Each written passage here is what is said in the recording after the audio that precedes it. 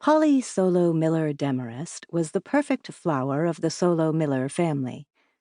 This family had everything: looks, brains, money, a strong, fortified sense of clan, and branches in Boston, Philadelphia, and New York, as well as London, just like a banking house.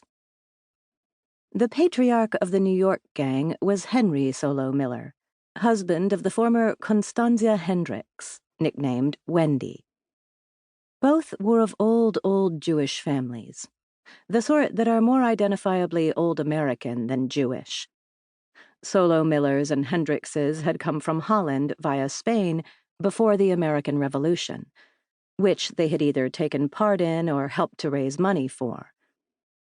Henry and Wendy had 3 children: Paul, Dora, called Polly by everyone, and Henry Jr. Polly was sandwiched between difficult brothers. Paul, a lawyer like his father, had always been mute, preoccupied, and cranky. He was said to be brilliant, but he was so silent that no one had ever really heard him say a brilliant thing. He was 43, unmarried, as greatly respected in the legal community as his distinguished father, and a passionate music lover. Henry Jr., on the other hand, was a lout. He had refused to pursue the normal Solo-Miller and Hendricks occupations, law and banking, and had instead pursued his boyhood adoration of all things aerodynamic and become an aeronautical engineer. He had married Andrea Philo, a fellow engineer, the daughter of Czech refugees.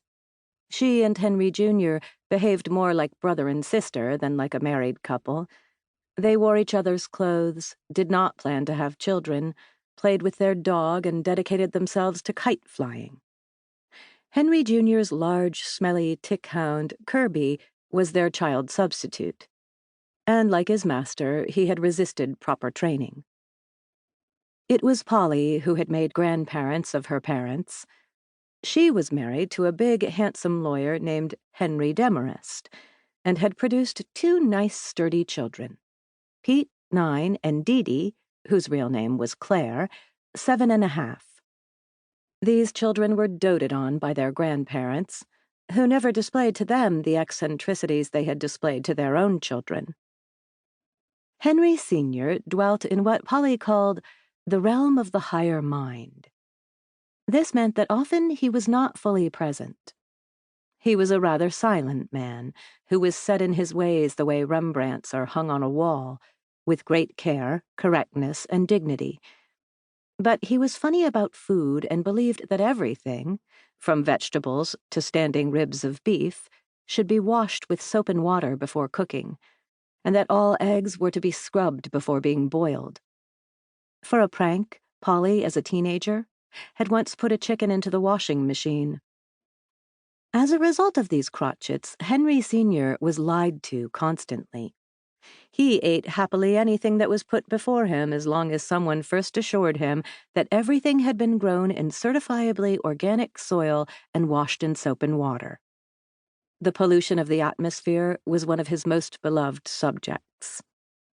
Wendy never got anything right. For years, she had called poor Douglas Stern Durwood, and now everyone, including his own family, called him that. She did not actually refer to Pablo Picasso as Carlos. Polly claimed she did, but she came close. It was a family joke that Polly had married a lawyer named Henry in order not to give her mother anything to screw up.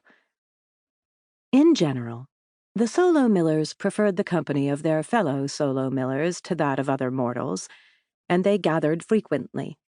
Every Sunday they appeared at Henry and Wendy's at noon for a meal that some people would call lunch and others brunch. The Solo-Millers called it breakfast.